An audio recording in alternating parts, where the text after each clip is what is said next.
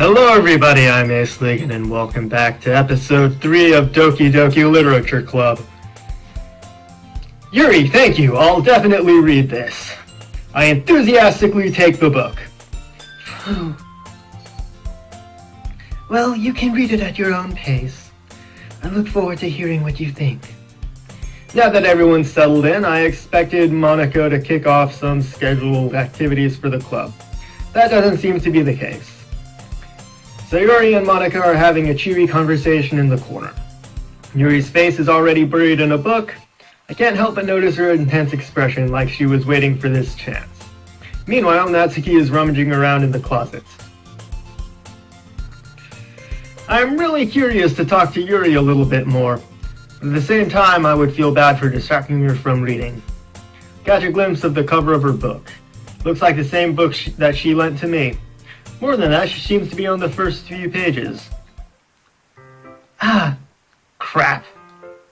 Think she noticed me looking at her. She sneaks another glance at me and our eyes meet for a split second. ... That only makes her hide her face deeper in the book. Sorry, I was just spacing out. I muttered this, sensing I made her uncomfortable. Oh, it's fine. I was focused and if I was focused, I probably wouldn't have noticed in the first place. I'm just rereading a bit of this, so... It's a book that you gave me, right? Wanted to reread some of it.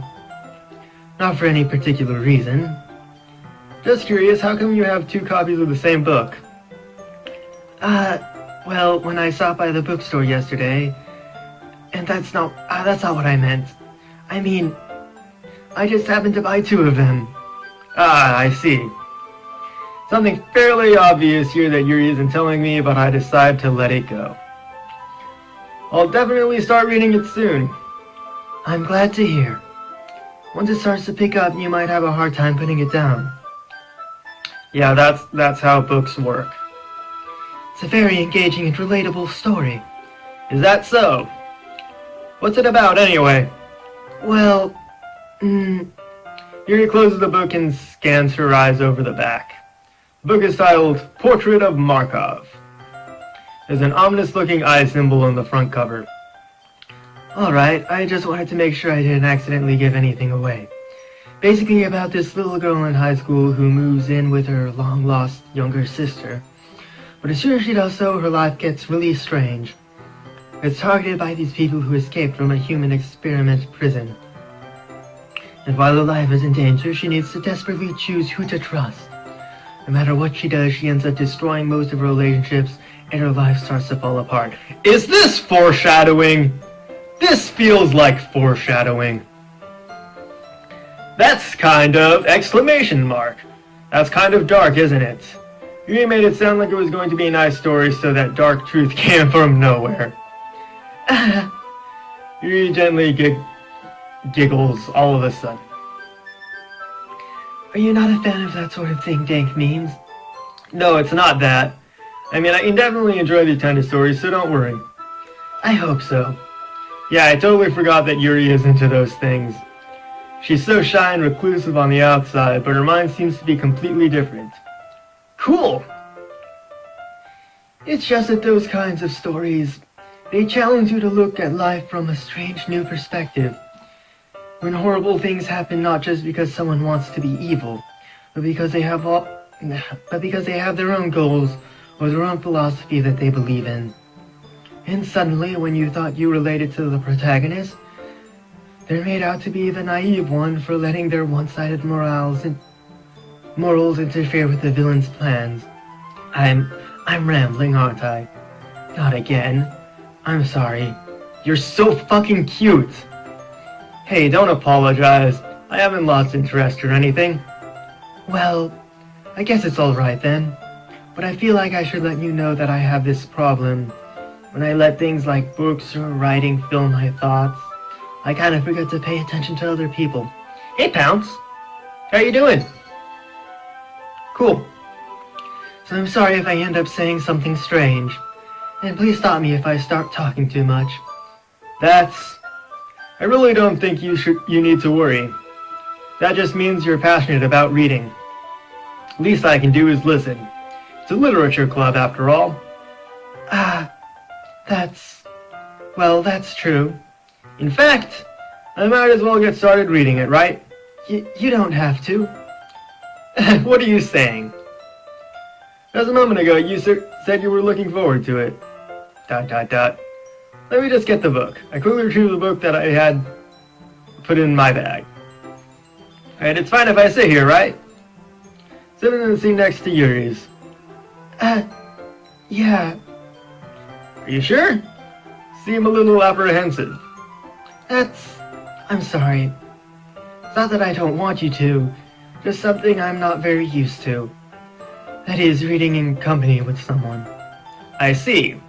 Well, you just tell me if I end up distracting you or anything. Alright. Open the book and start the prologue. Soon understand what Yuri means about reading in company. As if I feel her presence over my shoulder as I read. It's not a particularly bad thing. Maybe a little distracting, but the feeling is somewhat comforting. Yuri is in the corner of my eye. I realize that she's not actually looking at her own book. I glance over. Looks like she's reading from my book instead. Sorry, I was just... Yuri, you really apologize a lot, don't you? I do. I don't really mean to. Sorry. I mean... Here, this should work, right? Slide my desk until it's up against Yuri's and hold my book more between the two of them. I suppose so. Yuri timidly closes her own copy. Once we each lean in a little bit, our shoulders are almost touching. Feels like my left arm is in the way, so instead I use my right hand to hold the book open. I guess that makes it kind of difficult to turn the page. Here. Yay! Cute picture!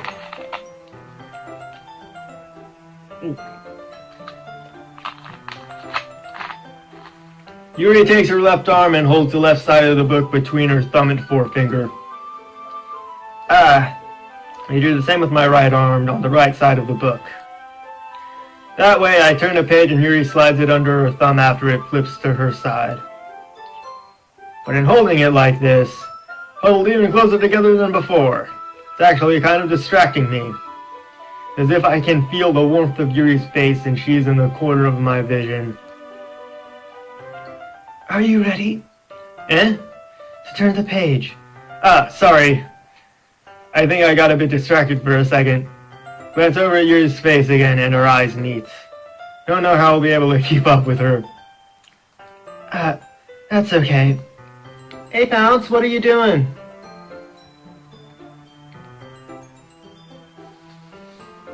Come here, boy.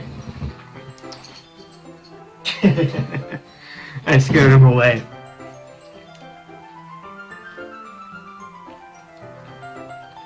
You're not as used to reading, right? I don't mind being patient if it takes you a bit longer. Probably the least I can do, since you've been so patient with me. Yeah. Thanks. We continue reading. Yuri no longer asks me if I'm reading to turn the page. I got you! I got you.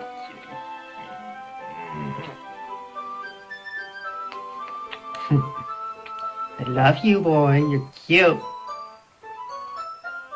Instead, I just assume that she finishes the page before me, so I turn it by my own volition. Continue the first chapter in silence. Even so, turning each page almost feels like an intimate exchange. What you doing, boy?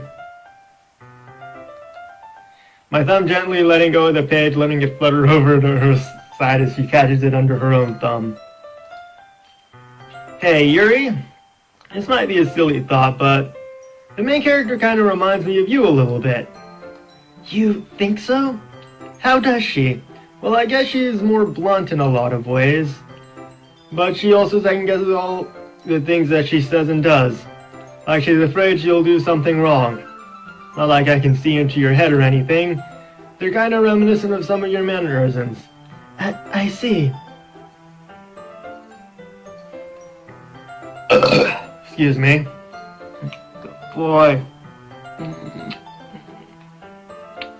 Go do cat stuff. Yuri remains silent for a moment.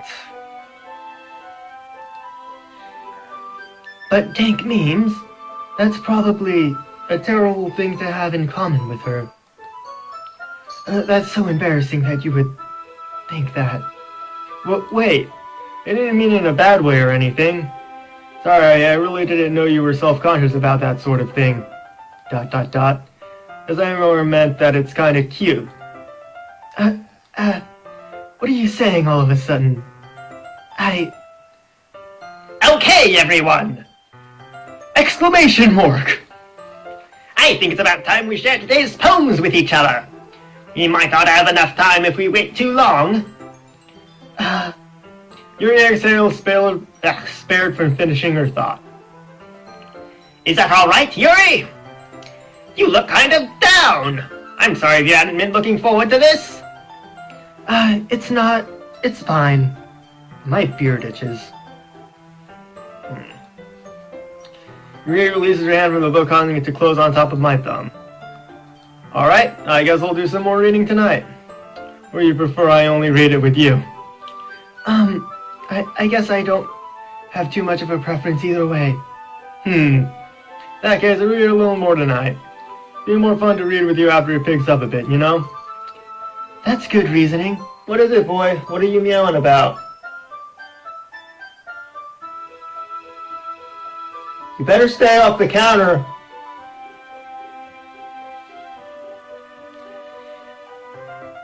In that case, feel free to finish the first 2 chapters on your own time. Alright. I stand up.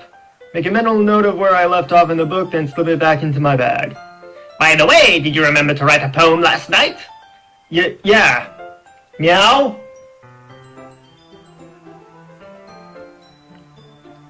My relaxation ends. Can't believe I agreed to do something so embarrassing. Didn't really find much inspiration since I had never really done this before. Well, now that everyone's ready, why don't you find someone to share with? I can't wait! Yuri and Monica enthusiastically pull out their poems. Okay, he's meowing at something. I have to go check on him. What are you doing?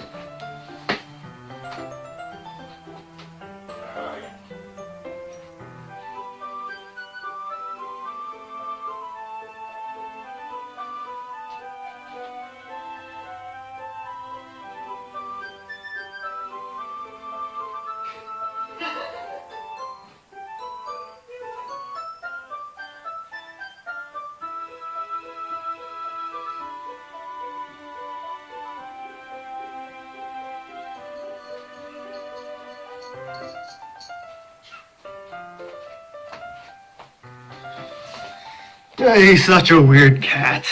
I love him. Okay. Sayori's is on a wrinkled sheet of loose leaf torn from a spiral notebook. On the other hand, Monica wrote hers in a composition notebook. You can already see Monica's pristine handwriting from where I sit. Natsuki and Yuri reluctantly comply as well, reaching into their bags. I do the same myself. Should show my phone first. Yuri! Yuri seems the most experienced, so I should start with her. I can trust her opinion, to be fair. ... Yuri reads the poem. I notice her eyes lighten.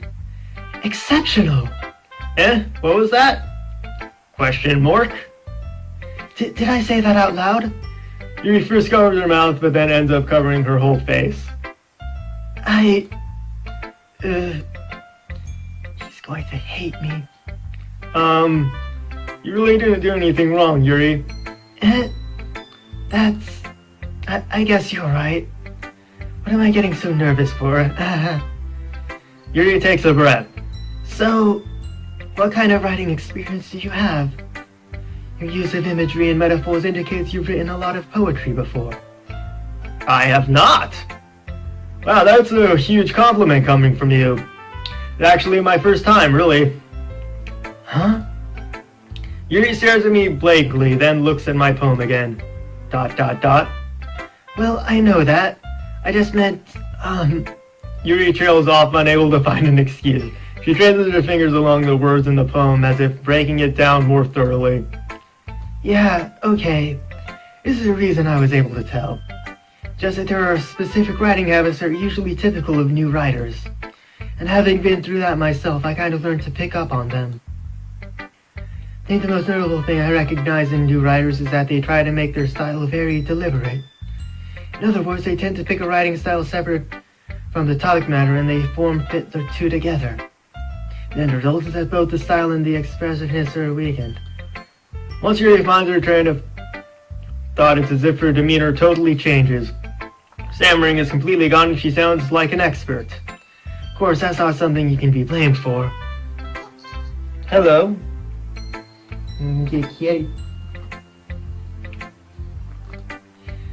There are so many different skills and techniques that go into writing even a simple poem. Not just finding them and building them, but getting them to work together is probably the most challenging part. It might take you some time, but it all comes with practice and learning by example and trying new things. I also hope that everyone else in the club gives you valuable feedback. That's how you can be a little bit biased, though. Biased? How? Well, never mind. I shouldn't be talking about people like that. Sorry. It's fine. Not sure if Yuri is apologizing to herself, to me, or to Natsuki. Do you mind if I read your poem now? Please do. I'd love to share my thought process behind it. Yuri smiles genuinely as if that's a rare opportunity for her, which itself is kind of funny. After all, isn't this supposed to be a literature club? Okay. Ghost under the lights. The tendrils of my hair illuminate beneath the amber glow. Bathing. It must be this one. The last remaining streetlight to have withstood the test of time. The last yet to be replaced by the sickening blue-green hue of the future. I bathe, calm, breathing air of the present but living in the past. The light flickers. I flicker back. What are you doing? Fucking cat. 1 second. Seriously, Pounce! Why do you keep distracting me? Don't keep your water ball around. Stop that.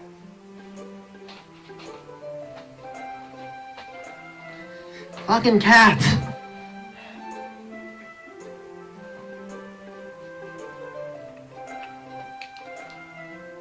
Okay, where's the...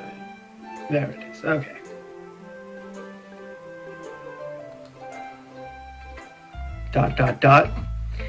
I'm sorry I have such terrible handwriting.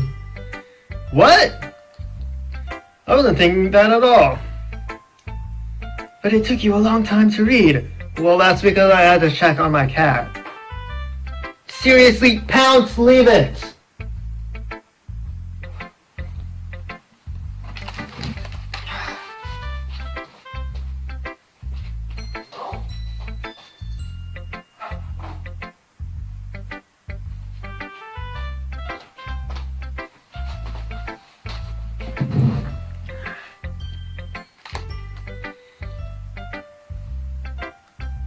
Well, I just don't read script very often. Actually think your handwriting is pretty. That's a relief. Also, I liked the poem. Even though it's short, it really was descriptive. It wasn't too short? I usually write longer poems. Not at all. I'm really glad you like it. I'll be honest, since it's our first time sharing, I wanted to write something a little more mild. Something easy to digest, I suppose. Easier to digest than those disgusting beans that you're gonna have to eat in like 2 seconds because I'm ending the episode here. So yeah, I'll continue with this poetry session next time. Let me this one, come on, blue one. This is gonna either be berry blue or toothpaste. I've actually gotten berry blue before. Hopefully toothpaste isn't too bad.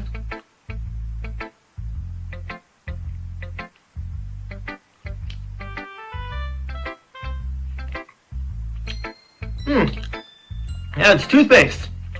Tastes kind of like Crest.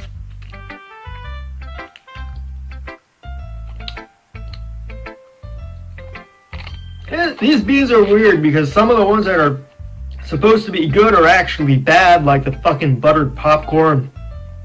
Some of the ones that are supposed to be bad, like toothpaste, actually kind of good. And where did I put my pen? I had my pen like before I started this episode, I had a pen. Where did I put it? Fucking... I'll fucking track it down after I'm done with the episode, but I'm gonna go ahead and save in this empty slot here. And then I will see you all next time. Thank you all for watching. Peace out.